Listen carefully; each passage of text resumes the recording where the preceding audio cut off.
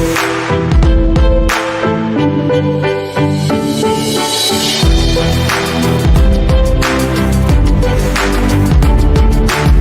morning and welcome into the show. Thanks so much for tuning in on this Wednesday morning, this first week of February. It is 8 a.m. on the East Coast, 5 a.m. out west. Thanks for tuning in. As always, we appreciate it. Coming up in just a few moments after the break, we are going to run another throwback episode interview, and this is also from last year's U.S. Soccer AGM. It was under the SoccerWorks at the SoccerWorks Roundtable live at the bar of the U.S. Soccer AGM. This interview will be with Sergio Bollioli, and look forward to sharing that with you today as we look ahead to next weekend. It's already here. Next weekend's U.S. Soccer AGM 2020 in Nashville, Tennessee. If you are in or around the area and you would like to meet up or hang out, shoot me a DM on Twitter. My DMs are open, and it would be great to meet up and say hey. I'll be there, get in late Thursday afternoon, and I'll be there till late Saturday afternoon. So if you are around the area, it would be great to meet up and say hey, hang out. Maybe even we'll shoot a podcast or so.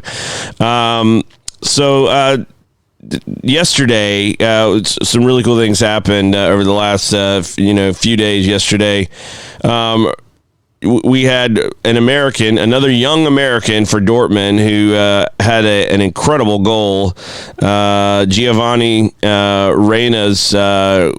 They're calling it a wonder goal. It was a nice goal. He cut in with his right foot from the left-hand side corner of the box and went far post, bending, curling it into the top corner. It was nice. It was a very, very nice goal. Nice to see another young American having some success in Europe. That was great to see. The more, the better. And there was some controversy with him because his father was at the time running NYCFC, and he ships his son off to Europe instead of keeping him there in New York. I don't know how well that went over with Don Garber, but it was the right move for the kid, and obviously he's starting to have some success in Dortmund, so happy for him. Also yesterday, news came that Messi had kind of blasted his former teammate Eric Abidal, who's now an executive at Barcelona, over some of his comments regarding that it was the players that had Valverde fired. And what Messi didn't like is that if you're going to use players, you need to name names. Otherwise, it makes it look like all of the players were out for Valverde's job, and they weren't. And he certainly didn't want to be labeled as a troublemaker. And I get his point. It was interesting, though, because that is not really who Messi is. Messi's typically not that kind of player who wants his name out in the news. But it is what it is. And, a lot of people are trying to make this out to be, a big stink, etc. But I don't think it is. I think it is just a matter of kind of getting the record straight. Also yesterday in FA Cup action, there's quite a bit of FA Cup action yesterday. Newcastle had to go to extra time in the replay and finally had a really, really nice goal to win their matchup 3-2 after giving up a 2-goal lead earlier in the match. And for me, as a Barca fan first and foremost, Liverpool fan second. Yesterday was a match that I was excited for, and I think the entire city of Liverpool were excited for. Shrewsbury Town come to Anfield in a replay, FA Cup replay. There was much talk about this replay because Salah, Mane, Henderson, Origi, Alisson, none of the first team names were going to play in the match. Even the injured players were not even going to be there to watch. That also included the first team staff. Jurgen Klopp and his staff were not there either. Reason being, this is the first year that the Premier League is operating with a winter break. So some of the teams have their winter break this week. Some of the other teams, I think, have their winter break next week or the week after, something like that. And so with the winter break taking place this week, Liverpool said, we're going to honor it. English FA retaliated by saying, we're not going to show this game on TV, even though it was shown on TV here in the U.S. on ESPN+. So we got to take in the Magic. The entire city of Liverpool got to take in the Magic, who showed up to the match. Packed house to watch not the reserve team, not the U23s, but the youngest ever starting lineup to ever suit up for the first team of Liverpool, average age of about 19 years old. It was essentially a U20 team take on Shrewsbury Town, and it was a 0-0 affair. Shrewsbury had a goal correctly ruled offside, and so it remained 0-0 till later in the game. Liverpool outside back played a ball over the top, kind of an angled ball, very much looked like a Trent Alexander-Arnold attempt, and tried to drop it in on the striker, on the 9, making a run down the center, and the center back for Shrewsbury, poor guy, put a head on it, trying to kind of head it out of the way. Goalkeeper coming out, goes right over the goalkeeper's head and into the goal for an own goal. Liverpool hold on to secure the victory. 1-0. The place went crazy as if they won the FA Cup. Most people doubted the fact that Liverpool could win this match, and I'm sure there were many around the country who were rooting against Liverpool just for the very fact that Jurgen and his players were not even going to be there, much less play. But they pulled it out, and it was incredible scenes. If you have time, go. I'm sure you could find some of the replay on YouTube or ESPN Plus. And what I loved was the post match celebration, just to watch the manager, and you had Steve McManaman, Liverpool legend and commentator, there on the bench on the sideline as well. I mean, everybody was all in from the club side. It was just the first team honoring the Premier League's wishes to take the week off. I think the first team's going to be better for this rest, and I think the club is better for it. And these players got incredible experience yesterday with the opportunity to be out there and do what they were able to do, build confidence, and it was a really good day for the club. So that was fun. There was a lot of stuff going on yesterday, and of all the stuff going on, those were some of the things that really stood out to me. Speaking of things that stand out to me, because of the way that our show is today, both of our sponsors, we're going to run both of those ads right now.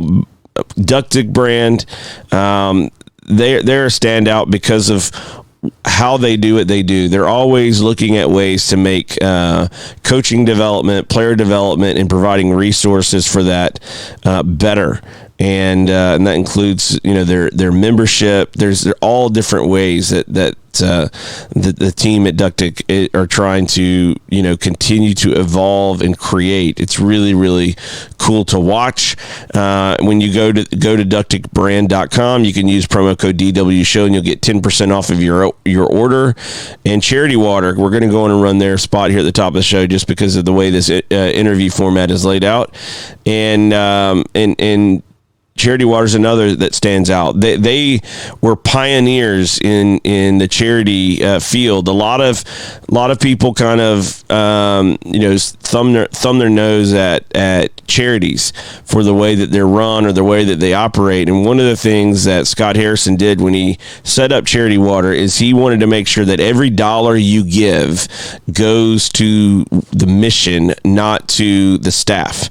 And so when you go on and you sign up and you say, I want to help provide clean drinking water to someone around the world, that money, if you give $100, that $100 is going to that mission. It's not going to pay Scott Harrison or the staff. They do their own fundraising separately to fund their operations. I think that is incredible. It's incredibly hard to do. I've heard him talk about this in interviews, in person. I've listened to him tell the story in an interview in a very small room in New York about a year or so ago, and it was really, really cool to hear him kind of just unpack this idea of why they started the way they did and why they continue to champion that going forward. And I think that is an incredible thing as well for them. So if you have time, go to charitywater.org today and help them out as well. So do some shopping, go to Charity Water, and do some donating, and let's all make the world a better place at the same time. When we come back, we will I will set up our interview, and it was from the bar at the U.S. Soccer AGM in 2019 with Sergio Bollioli, coming up right after this, and hope that you're having a great Wednesday, and hope you enjoy this interview right after the break.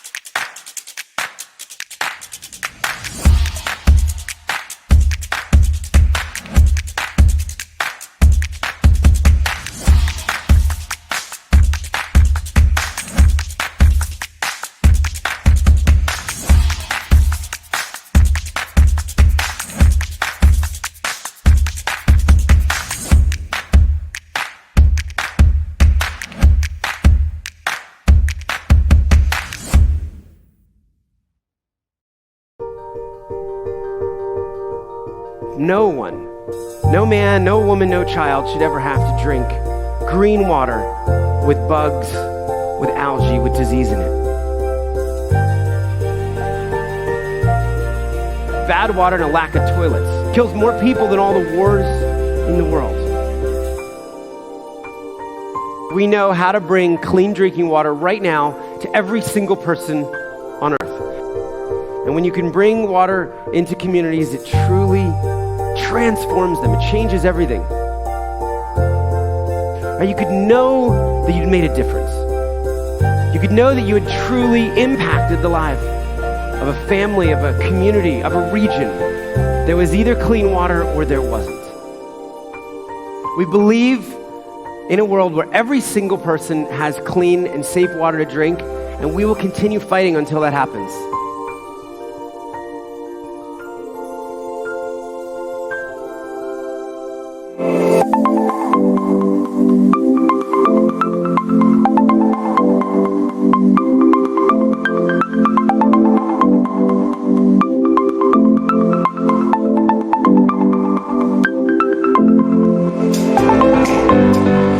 Welcome back to the show. Really excited to bring this throwback interview from last year's U.S. Soccer AGM. This was a SoccerWorks edition, so this is kind of pre the Daniel Workman show. And SoccerWorks Roundtable live at the bar of the U.S. Soccer AGM with Sergio Bolioli. Take a listen, and I'll be back at the end to wrap up the show. Without further ado, here is this interview with Sergio Bolioli.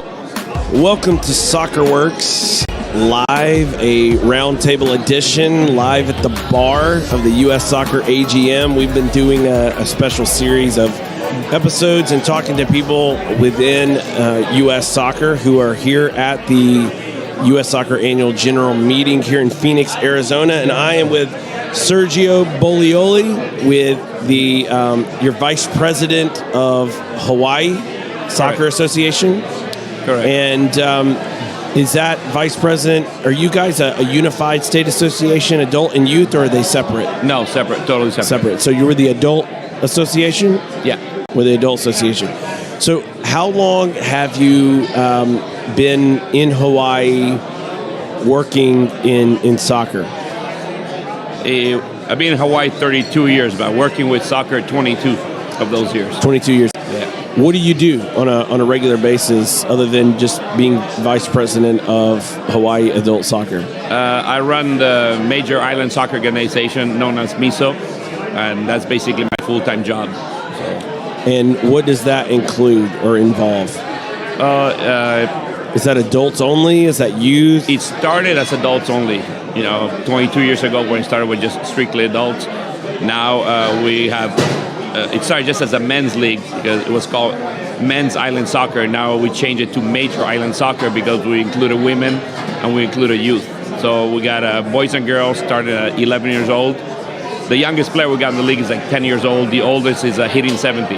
Oh, wow. Yeah, so we cover everything. I think a total of 185 teams altogether. 185 teams. And that includes men's, women's, and youth? Correct. Okay. Are they classified in divisions? Yeah. So do you implement sporting merit, promotion and relegation within your leagues? Fully. On the adult leagues, the youth we have it's sort of like a promotion relegation, but it's not fully because youth clubs, they change yearly. Right. There's always Right. a carousel, of players that they go from one club to another because they don't like the coach or one parent's not happy. So it's hard to do promotion relegation in the youth system, but we do have a gold and silver division, and based on how they perform in the silver division, they could move up, if the team pretty much remains intact, or close enough to it, then they'll most likely be playing in the gold the following year. On the adults, we have on the open division, we have division 1, 2, and 3, and we have full promotion relegation, on that one. How do the players on the teams, how do they respond to that system? Does it make them more passionate, more engaged? Do they not like it? How do they process? Overall, they love it. I mean, everybody loves it, and they love the pride of playing the upper division. Remember a few years ago, we had a team that got demoted for first time ever, and the team disbanded because the players, they were too proud to go play Division 2. They fought hard to stay in Division 1. The team got relegated, and they said bye-bye. they went and jumped into other Division 1 teams. They gave up. They're like, we're not doing that. Oh, that's too funny. So you've been at this quite a while, but before you got to Hawaii, because you said you've been in Hawaii 32 years. Yeah.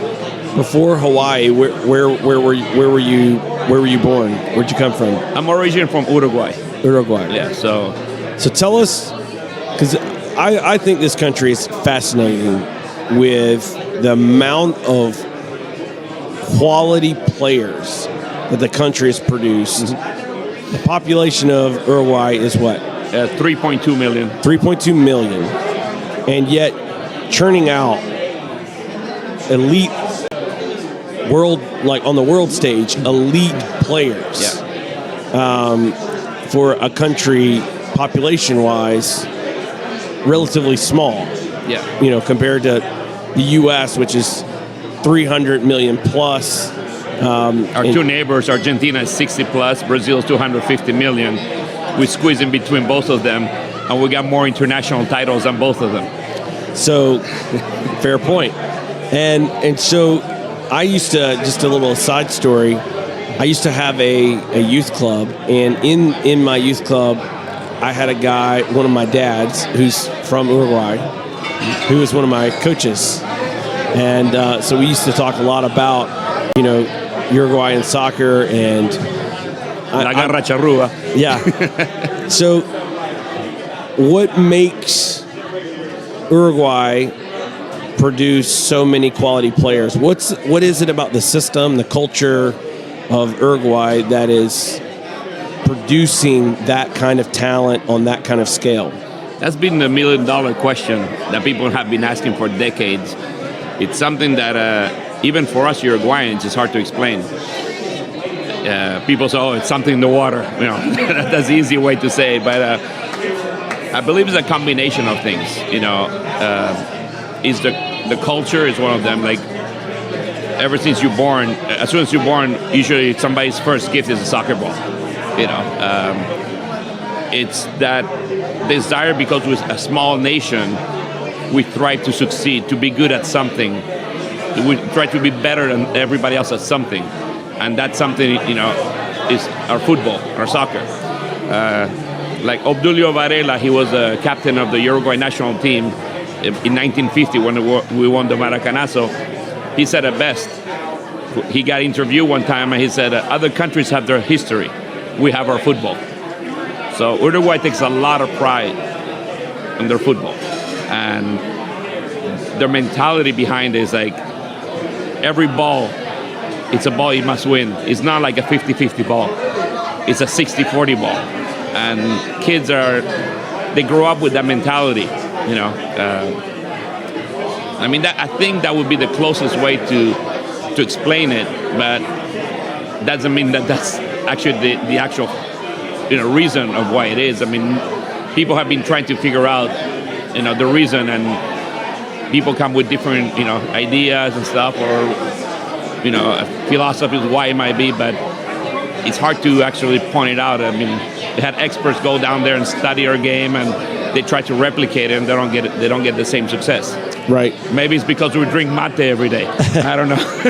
Look, that is something that Ralph turned me on to when we were coaching together, was mate. And matter of fact, I was like, next time you're down in Miami, bring me some back, right? Because we couldn't find it where we were. So he always had it sent to him from family or from other places or whatever. So down in Uruguay, isn't there some recognition, or you guys famous for like these baby leagues? Is what people have referred to them like? Baby football. Baby football? Baby football. Yeah. And Talk about now that. it's puppy football. That's for the dads, for the grown-ups. It's baby football for the little kids, puppy football for the grown-ups. So what ages does that start? I believe baby football, when I started playing, I was 8 years old. I believe it starts about 6. Maybe it's younger now. It's been a long time since I lived there. I visit there once every year or two, but I haven't been living there in like almost 40 years. Right. But but I still got family there, friends, relatives. I visit whenever I get a chance. But yeah, there is the whole structure that starts with baby football. That would be the most similar case to baby football would be AYSO in the United States. It's free to play, but unlike AYSO, they have a winning mentality, and it's not everybody plays. Right. The first team I joined, the coach who put me the last 5 minutes of the game, I'd be standing next to a coach, pulling on his shirt, "Coach, when do I go in? Coach, soon." And 5 minutes left in the game, but okay, now you go in. So that So that competition is bred into you yeah, as a culture from an early age. Like right when you start, it's look, you got to earn your spot. I don't care that Correct. you're 6 years old. correct. Prove it. Prove that you belong to be out there. Right? Yeah. Is that what you're saying? Yeah. I mean, here in the United States, that's unheard of. Like a 6, 7, 8 years old, only playing 5 minutes and he's been there the whole game. No, they got to play at least half a game. Over there, it's like, no, you're not good enough. You got to wait and earn your spot. How do the kids take that rejection or that having to wait? Do they quit the game, or are they still like trying to get better, want to be better? They still try to involved? get better because, I mean, it's not like they take that rejection because that's the way it is, And I mean, growing up, we had also limited substitution. It wasn't like in and out. Once you're out, you're done. You only had, I think, growing up because it was kids. I think we had a limit of 5 substitution instead of 3. But we grew up with that. We grew up like, hey, once you're out, you're done. When you go in, make the best of it. So it's pretty much the same scenario that a professional player is put in the United States. Because until they're pros, there's in and out. Even in college, if you come out in first half, you can only go back in second half, but you still got in and out, still got multiple substitutions, still got all that.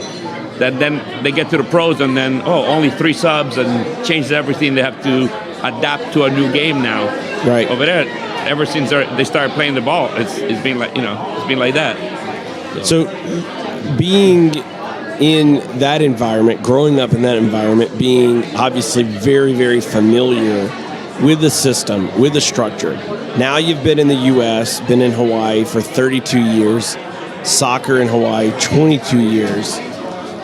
How would you describe the difference? Would you say that the U.S. soccer culture is too soft, that we don't make it serious enough? Is that, how would you compare the two in that regard?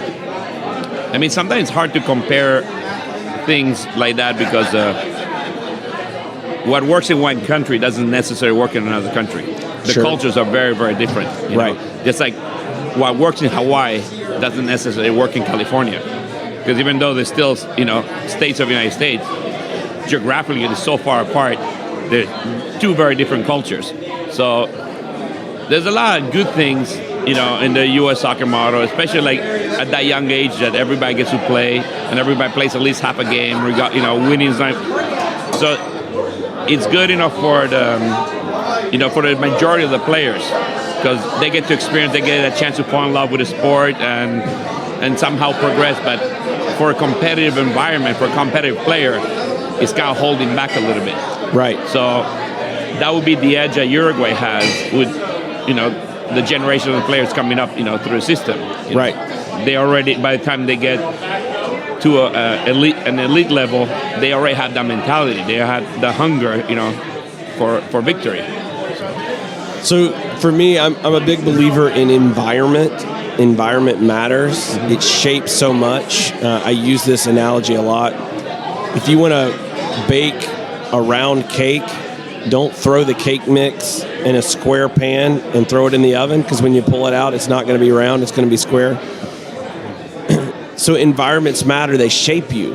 And in this case, culture shapes that environment, and it also shapes that person, where a player, there's a level of savvy is a word that I would use, and tenacity that I would use to describe Uruguayan players.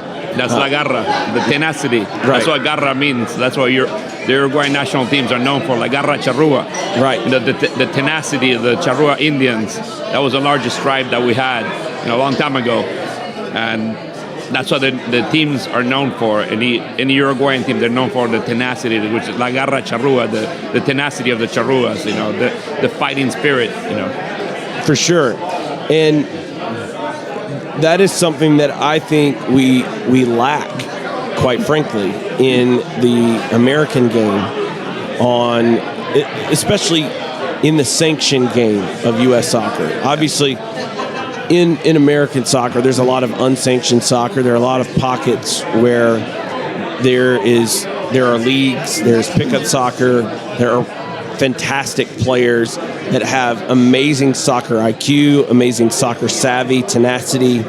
They may not be integrated into the U.S. soccer game, and that's something we need to work on. That's something we got to get better at. But some, that, correct me if I'm wrong, but to the point that you're going, I don't believe it's something you can teach a player. You cannot teach a player to have the hunger, that tenacity. You can teach him how to stop a ball, control a ball, make a pass, dribble 5 players, take a shot. You can teach him all that. But you cannot teach him the tenacity, the hunger. And sometimes that's either something that's cultural or it's something that's social. Right. And United States lacks that and will not have that in the near future. For the next few decades, we'll be lacking that. Why do you think that is? The reason that is because, a lot of the players that will come, if you think about Uruguayan soccer, just like if you think about Brazilian soccer, Argentinian soccer, a lot of the players that come to mind are like, wow, great players.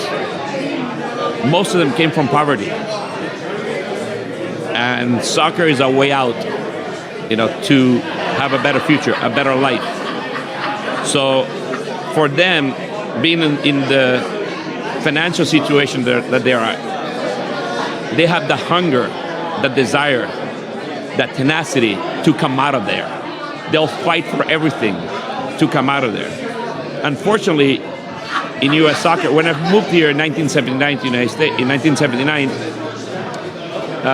people would say, oh, soccer, that's the cheapest sport there is. Oh, you need a pair of shorts and a soccer ball, and you're good to go. You don't have to buy a bat, you don't have to buy a glove, you don't have to buy a helmet. It's cheap. Everybody just goes and plays. And that's how it was back in 79. Youth soccer was just pretty much AYSO level. Like, there was no fees. If there was fees, they were minimal. Very minimal. Now, over the past few decades, soccer has become a middle class or upper middle class sport, which those players, they don't have the hunger, because if they fail at soccer, they still gonna have food on their tables. Right. They still gonna have mom and dad to take care of them. It's like, oh, okay, it was a failure, I didn't make it, but there's other things, and they move on. Right. In some cultures, there's no like, oh, you didn't get there, then you stuck where you're at. You're still gonna be, checking the garbage cans, see if there's anything edible to eat for that day. Right. You're still gonna be walking around without socks or shoes. Or what? It's like, so that environment does not exist in the United States. I mean, the closest analogy I could make with U.S. sport is, for instance, the NBA. Where do most of the players come from? They come from the Ivy Leagues? They come from upscale neighborhoods? No. A lot of them come from the slums because they have this hunger, this desire to get out of there. Right. And most of them, when they get drafted and they get interviewed, the first thing they say, I'm going to buy my mom a new house to get her out of the neighborhood. Right. That's one, but in soccer we don't have that. No. It doesn't exist, because whoever gets drafted, whoever gets picked, they're already in a comfortable financial environment. So they might have a lot of skill, but you put skill on the field on an international competitive level, it's not enough. Not enough. You need more. You can have the speed, you can have the skill, the IQ on the soccer field, but if you don't have the hunger, somebody with a hunger will outdo you. Right. They're going to give that extra, to make it a 60-40, like you alluded to a few minutes ago. A 60-40 ball instead of a 50-50 ball. That's my ball. You're going to take it from me. And look, I'm a big, massive, huge, whatever descriptive word you want to use, FC Barcelona fan. That's my favorite club in the world. I also like Liverpool in England in the Premier League. All Suarez teams. And look, Suarez played for both clubs, and one of the things that I think, right now, he's gotten older in his career, But a few years ago, I considered him to be the top number 9 in the world, the top striker in the world. And the reason why I felt that was many reasons, but one of the main reasons was that grit, that hunger. He's so much smarter than people give him credit for, tactically. But one of the things I love about watching him play is the work that he does, complementary work to his teammates. I saw it at Liverpool, and that's why, despite the 2014 World Cup biting incident and all of the, controversy around that, I felt like when he went to Barcelona that the culture of Barcelona, the presence of a Messi, the stature of a Messi was going to help him find balance, level, right? Not to become timid, not to change any part of that, but more where it was the self-control. I'm not going to lash out in a way that hurts my team, right? So channel that emotion and passion back into productive actions. And when he got there, that's why that period was just amazing to watch, because you saw that Uruguayan tenacity that complemented the other parts of his game. He's not, his touch as a number 9 is not going to be the smoothest touch of any number 9 in the world. I mean, not to say that he does have amazing touch and skill. He does, obviously. But there are other players. Messi handles the ball better than he does. When Neymar was there, Neymar handled the ball better than he does. But there was other things that he did, for the team and as a striker that was just, to me, what set him apart. It was not just his on-the-ball work or offensive off-the-ball work, but it was also his off-the-ball work defensively, the hustle, the hunger, the work. I'm going to give it everything I got. And that mentality, you're right, is what I see lacking in American soccer. That grit, desire, that willingness or hunger to seize the moment, right? That things are too comfortable. There's always this sense of, oh well, I'll get them next time. Rather than, no, you're never getting that moment back. It's now or never. It's now or never. You're never getting that moment back. And when you have that mentality, it's really hard to finish first, because you're always you've programmed into your mind a willingness to choose defeat. Because it's always, I'll get them next time. It's easier way out. Right, the easier way out. It's like procrastination. I'll clean up in a minute. I'll get to that in a minute. I'll check that later. Same mentality here, except you put a soccer ball at their feet. It's like, I'll make that tackle next time. That kind of thing. I think that's something that's got to change in our culture and with our environments. What are you seeing in the last 22 years in Hawaii? Can I go back to Suarez for really quick? Yes, go back to Suarez. What you were saying about him. We could spend the rest of our podcast talking about Suarez in Barcelona, and I'll be fine. But no, just to make it really quick, like you were saying that you saw the transformation on Suarez because now he had a Messi next to him. Well, that is partly true, but I don't know if you're aware of the whole Suarez story. The Suarez story is actually a love story.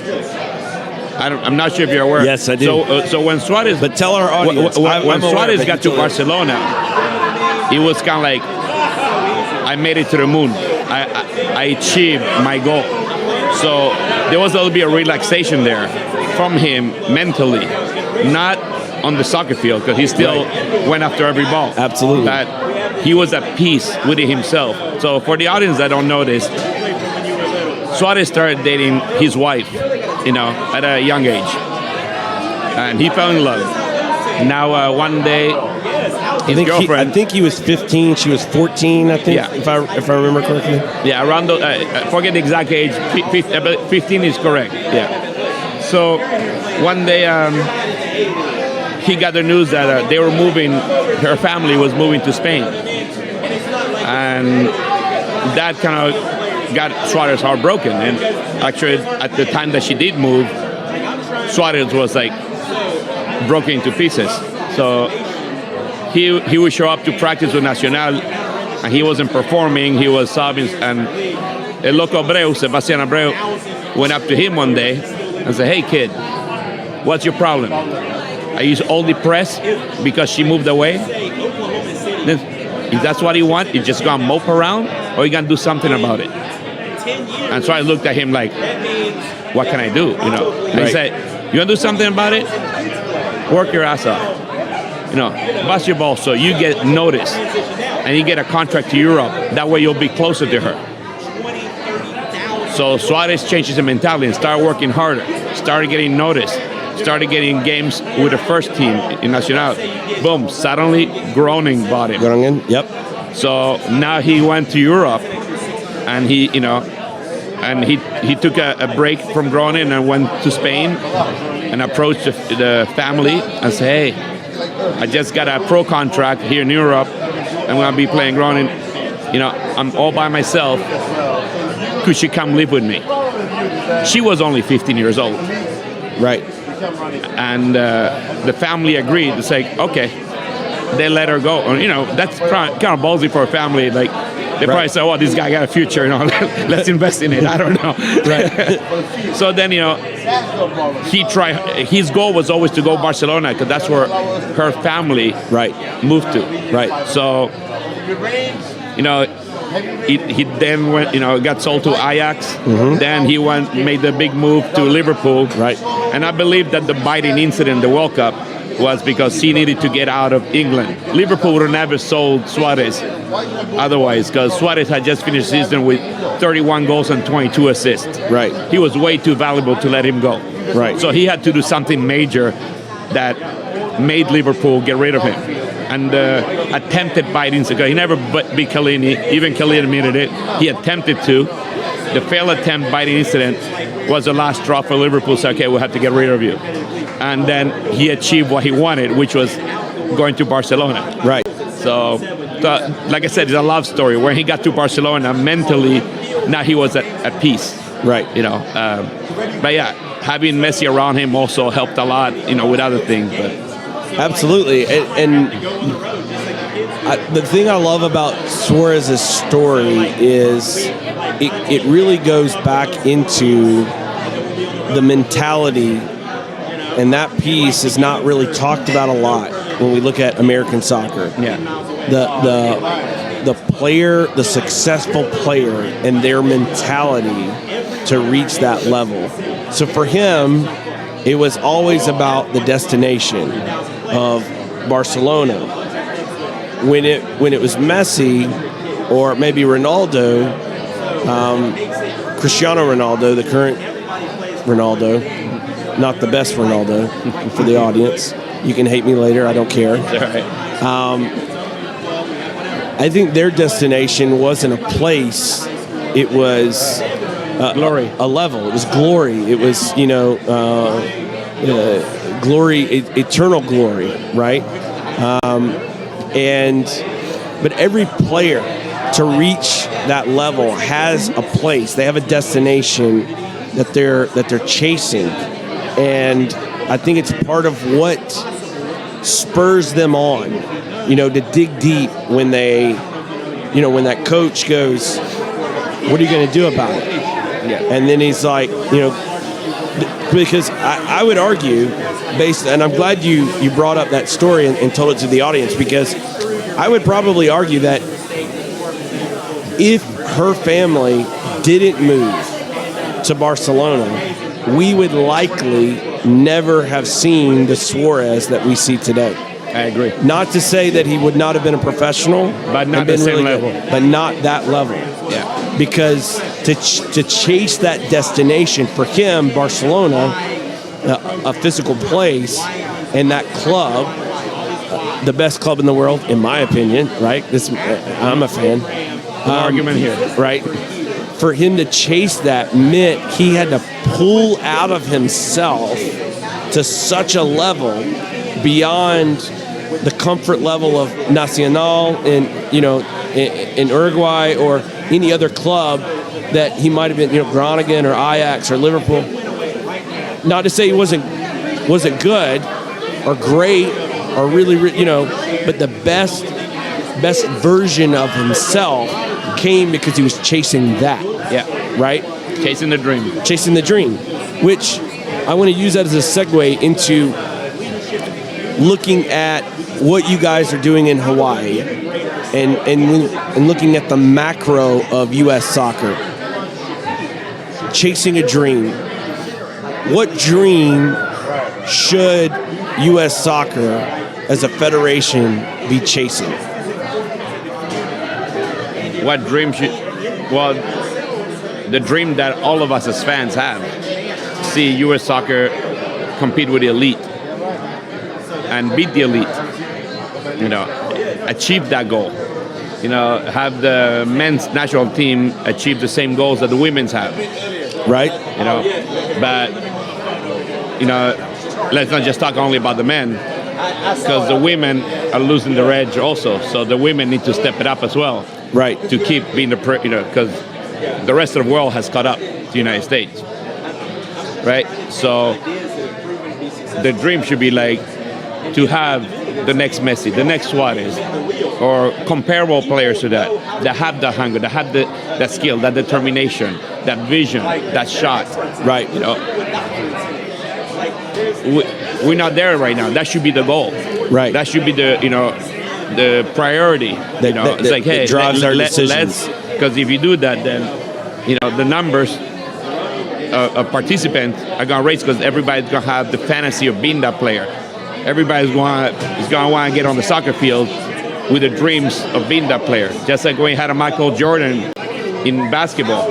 How many kids suddenly start playing basketball because they fantasize about becoming like Michael Jordan? I mean, there were already plenty of kids, but I'm pretty sure there was an increase of participation because a lot of kids desire to be. So same thing needs to happen in soccer to be able to reach that elite status, and not insulting any nation or anything, but not be like Mexico is right now, that they've been fighting for decades to get their 5th game.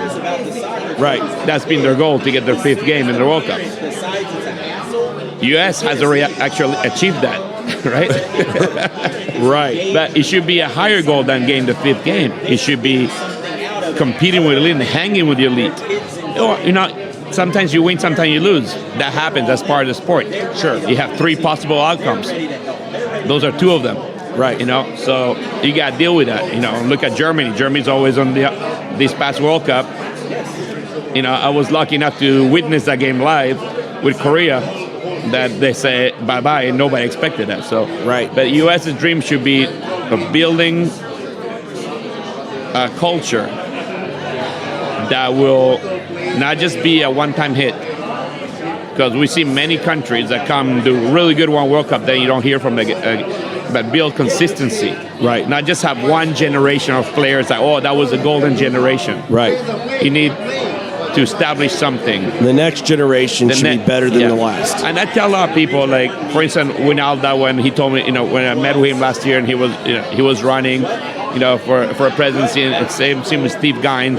They came, they talked to me, they approached me, they asked me for the vote and all that. And I told them, look, if you make it there, if you get the spot, do me a favor, don't do like it has been happening for decades in the United States, that they want to imitate the European system.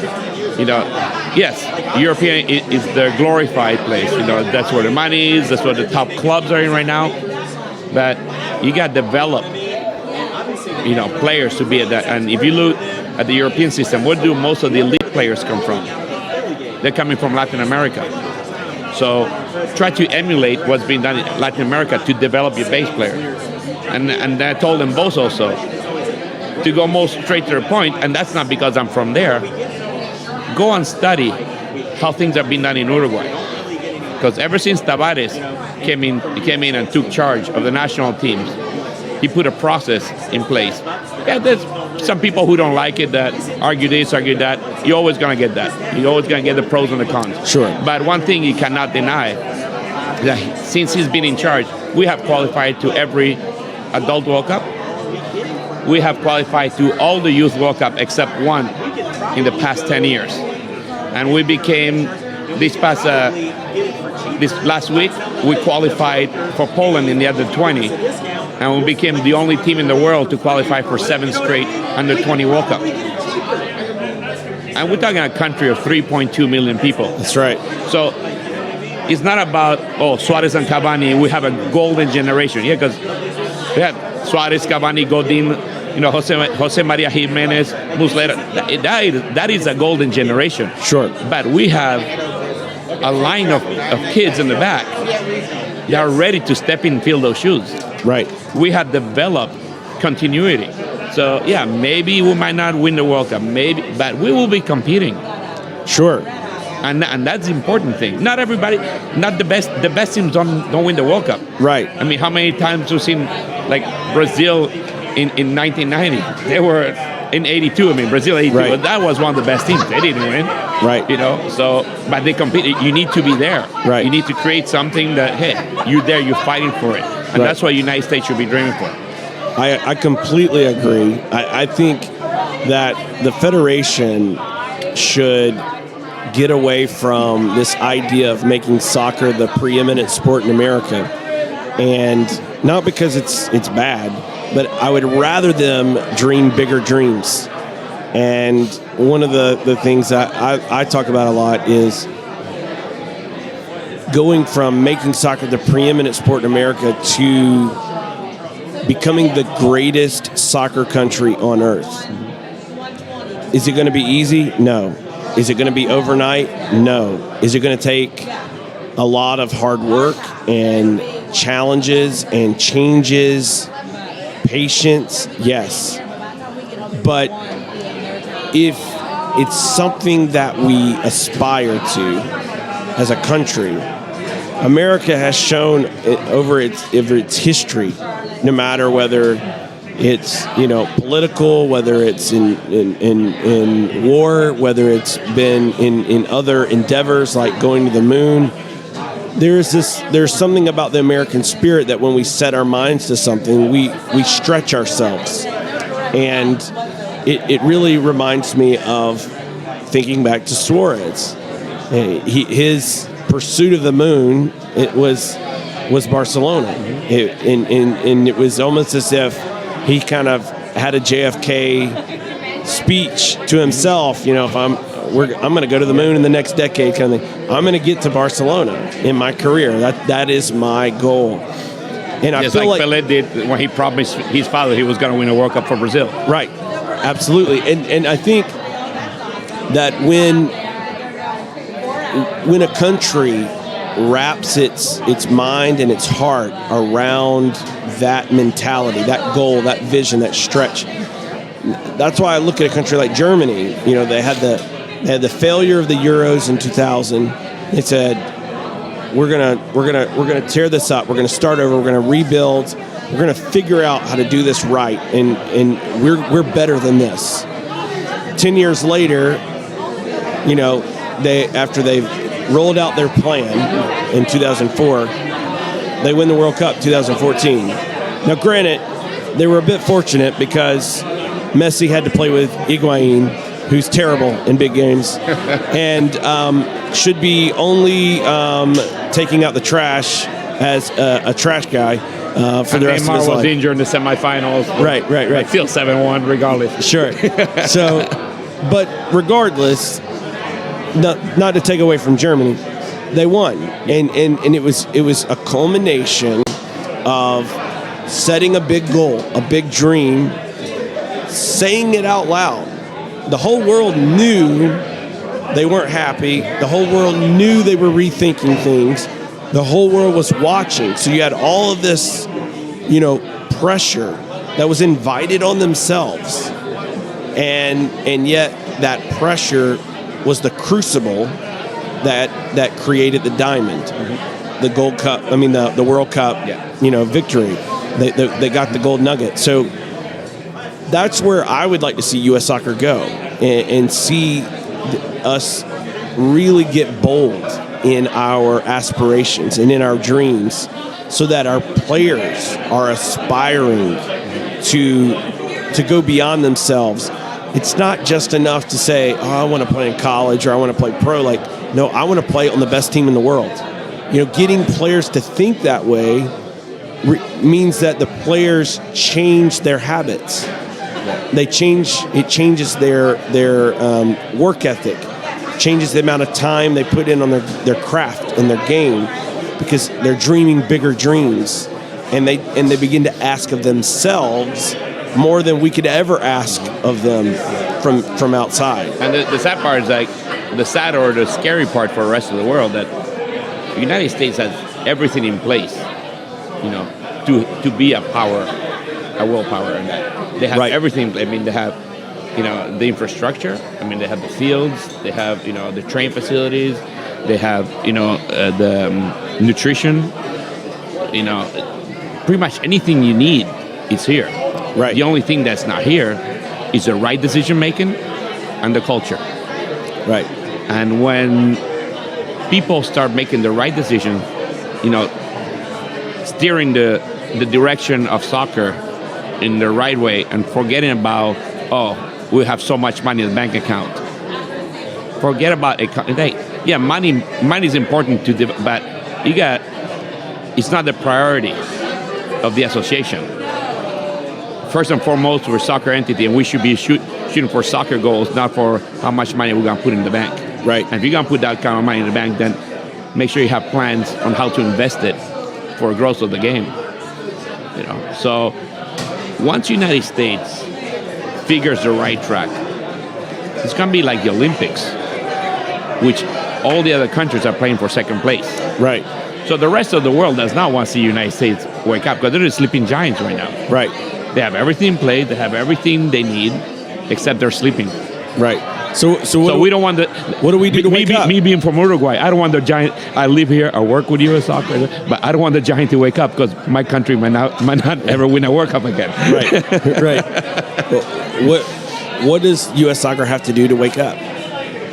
I don't know if it's my place to say that, but they have to start focusing more into soccer issues and less into financial or political issues. Okay.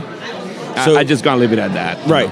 So when you're looking at soccer issues, you're talking about things that directly affect the game itself. Just to clarify for the audience. Well, like I brought up earlier, United States soccer is missing the whole segment of society that has the hunger to succeed. Maybe they might not have the skill right now, but you get the you train and coach that hunger. Right. And you polish the rough stone into a diamond. Right. Now we're talking about a whole different, whole different issue. Right. But different mindset, mentality of players. Exactly. That are coming from that background. You bring a whole section of the population who's right now is not playing soccer because they cannot afford it. Right. They cannot afford soccer. I mean, soccer has, like I said earlier, has become a middle class and upper middle class sport. And the only time you see the lower class playing it, it's in unaffiliated or ethnic leagues, because that's where they can play for free or very, very little and afford to play. But those players usually don't get looked at. Right. Because they go under the radar because they're not part of our system. Right. And many of them, and I've, on many occasions in different parts of the country, have gone to matches and watched many of these ethnic league matches, Hispanic, Latino, league matches as well. And you'll see some amazing talent on the field. And they fighting for every ball. They're fighting for every ball. On it. Yeah. And you'll turn on the national team and you're like, man, that left back I saw last week at a match in LA is way better than the kid that's playing on the national team. But for whatever reason, even though that game was 20 minutes from the U.S. Soccer Training Center, he's not looked at, right? He's not getting a look, and that to me goes back to what becomes your emphasis, your goal, your priority as a federation. Making soccer the preeminent sport in America, it's nice. Becoming the greatest soccer country on earth, to me, is better, because then and if you become the best soccer country in the world, it will be the preeminent sport in America. It will be exactly. But to become the process of becoming the greatest soccer country on earth means you're going to make different decisions. Yeah. Right? It's not just about bottom line when you're looking at finances. It's the bottom line at our players, our development, our clubs, our coaches, our referees. You got to try new ways. Like Einstein said, right? The definition of insanity. Repeat the same thing. It's doing the same thing over and over and expecting different results. Exactly. Something's got to change. You got to make major changes. Absolutely. Absolutely. Well, Sergio, thanks for coming on the show. Earlier, you were want to ask me something about Hawaii, then we went back to Swat. Oh, so, yes. Yeah. So with Hawaii, what challenges of being kind of isolated? You're not connected to the mainland. What kind of challenges do you guys face in terms of the leagues and the development out there on the islands? Well, we face a lot of those challenges, because as you said, we're very isolated. It's the most isolated archipelago in the world. Our closest destination is a 5-hour flight to San Francisco. So anything that we want to do outside of the island is going to cost money. You're talking a lot of money, for the kids to experience something different that they have in Hawaii. Believe it or not, Hawaii soccer level is pretty good. It's higher than people think. A lot of people move to Hawaii thinking, everybody's just a surfer. All they know is about coconuts and canoes. I'm going to join a team, and they come and they make up a story. They play pro, they play semi-pro, and build themselves up, and then they join the league. And dude, you don't belong here. People come with that mindset that Hawaii is like they only know about surfing and stuff. Chill and relax. Exactly. Right. But the level is actually higher than people believe. You asked me earlier about the leagues, what I run. Okay, I'm the vice president for the adult, the adult side of the state association. But I also the head guy for U.S. Club Soccer in Hawaii, because my youth league is under U.S. Club Soccer. So through the U.S. Club Soccer, we run the PDP, which you're probably familiar with, similar to ODP. We have scouts from U.S. Club Soccer come during our State Cup to identify players to invite them to the PDP. Now, when we do the PDP camp, we're fortunate enough to have the two directors of the national program, of the PDP program. They are the ones who come to scout players to be invited to the ID2 program. The first year they both came, the men and the women director came, they were like shocked. There's like, how many players are we limited to a number of players? Like, the level is way higher than we expected. We have, the first year they came, we had 24 players invited to the ID2, which represented almost 22% of the participants from the whole West region. Oh, wow. 22% of the participants were from Hawaii. This past year we had 25 invited. So that tells you something, that a little island in the middle of nowhere, it's doing something right. Right. It has what it takes. But yet we are, we have that challenge of seeing what's outside the borders, because it's too cost effective. For us to go anywhere, it's gonna be expensive. The cheapest thing that we can do is go to California, and get the kids to experience what California soccer has to offer, because that's the closest destination. Or maybe cheaper in California would be Nevada, because flights to Las Vegas are pretty cheap from Hawaii. That's not Hawaii's #1 destination, so those are the cheapest flights to go to Nevada. But clubs in the mainland don't have to deal with that. Because if they want something different, they just get in the car, they drive a few hours away, no problem. Right. It's pretty cheap. They don't have to fly 5 to 5.5 hours minimum to see something else.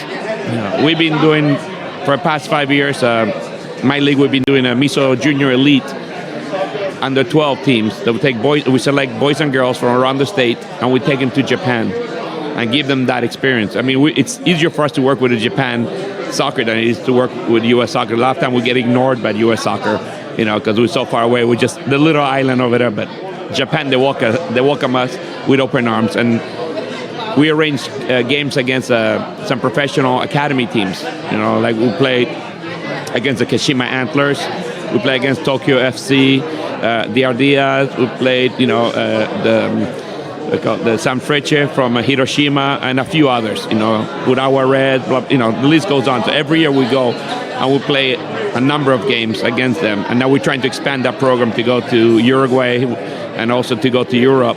But the experience that the kids get is invaluable, because now, like I said, they're restricted to what they can learn in Hawaii because they learn only from each other. Right. I mean, the biggest challenge they have is when they have to travel to another island, which is also expensive because you're talking the flight minimum $150 minimum. Right. Usually it's about $200, $250, per passenger for a round trip. So it gets expensive also. You cannot do that every weekend. So whenever there's inter-island competition, that's, oh wow, we get to play guys from Maui. They play a little bit different than us.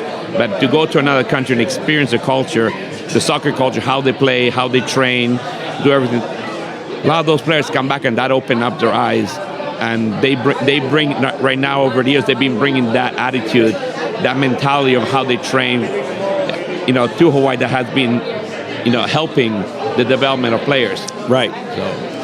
So yeah, we have a lot of challenges due to geographical status, but we have overcome a lot of them, with the desire and the love for the sport that the kids have. Same thing with the adults. This past January, for the first time ever, we had a women's exhibition professional game. We had the Stella Nojima from Japan. They finished third in the Japanese league. They came and they did some light training in Hawaii, and they asked for an exhibition match. So we put together a women's all-star. The game ended up 1-1, and we were thinking we're gonna get killed. I mean, the Japanese league is a high-level league. They've done things very, very well with the women's development in Japan. Sure. Technically, they were way superior, but you reminded me of Uruguay. The girls play with so much heart, with so much grit, so much tenacity. They had la garra hawaiana. Right. We tied, they were up 1-0. We came back and tied 1-1 to a team that was technically superior than we were. Right. And I love that, telling that story, because it tells you people, don't expect that from Hawaii. They just think a little island of paradise. Let's go get some Mai Tais over there. Oh, well, and enjoy life. That's what they expect. But there's so much more, to Hawaii from the soccer sense. Right. That my mission right now is to grow Hawaii soccer and do the best that we can. And create as many programs as possible for the kids and the adults, to keep growing and be recognized. Well, keep up the great work.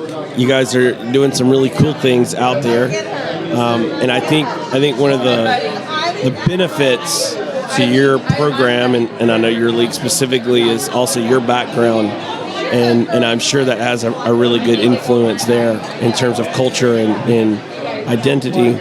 If you look at the country, the federation, U.S. soccer landscape, as we kind of wrap up this show, what is the one thing that you would do different if you were in charge? One thing. You can only pick one, so I'm gonna make you think about it. I would put a task force. I would mimic what Tavares did in Uruguay when he took over the national team programs. I would put a task force to go around the country and leave no stone unturned. Go and recruit players, study players, evaluate players all the way. Doesn't matter if it's a YSO, if it's a Hispanic, non-affiliated league, a Hungarian league, whatever. If they're playing soccer, go and see it, because maybe you have a diamond in the rough over there that nobody will notice, but a good scout will have an eye for that and will recognize us. And hey, this stone needs to be brought to the store because we need to polish it. That's a diamond, Right. and that needs to happen. That's right now. It's not happening. It's not happening because the only ones that are being seen are those who can afford to be in the programs that identify players. Right.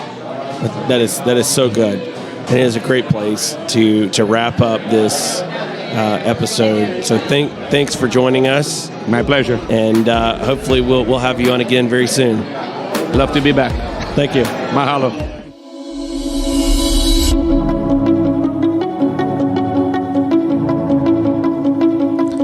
Thanks for watching the show. As always, you can watch on Facebook.com/WRKMN, on Twitter, on YouTube, on DanielWorkman.com. You can also watch on Twitter or Instagram.